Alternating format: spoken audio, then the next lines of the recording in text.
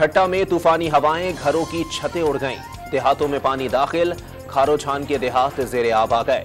आज दोपहर का वक्त सजावल के लिए खतरनाक करार। समंदरी तूफान बिपरजॉय कराची से 350 और ठट्टा से 300 किलोमीटर दूर रह गया। कल दोपहर या शाम को केटी बंदर और भारतीय गुजरात के दरमियान टकराएगा।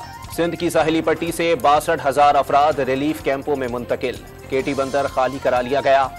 पाक फौज, रेंजर्स और पुलिस एहलकार इमदादी सरगर्मियों में मसरूफ। कराची में इब्राहिम हैदरी पर समंदर की लहरें बुलंद होने लगीं। माहीगीरों ने कश्तियां किनारे पर खड़ी कर दी। इंटरबोर्ड ने आज और कल के पर्चे मुलतवी कर दिए। कराची तूफान से बराह रास्त मुतासिर नहीं होगा। अर्बन फ्लडिंग के खदशात मौजूद। छोटे तैयारों की आमद-ओ-रफ्त बंद। कमर्शियल जहाजों से मुताल्लिक शाम को फैसला होगा।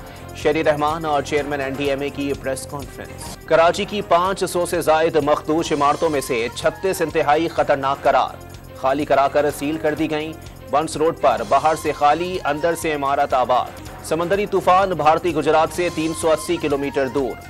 वक्फे से बारिश का सिलसिला जारी।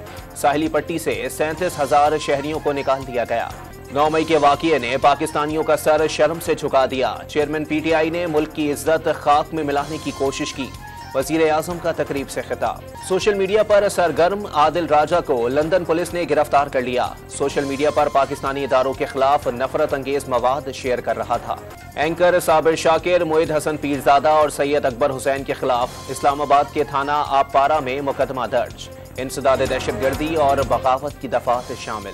सुप्रीम कोर्ट में रिव्यू एंड जजमेंट एक्ट के खिलाफ दरखास्तों पर समाअत। PTI के वकील अली जफर के दलाइल।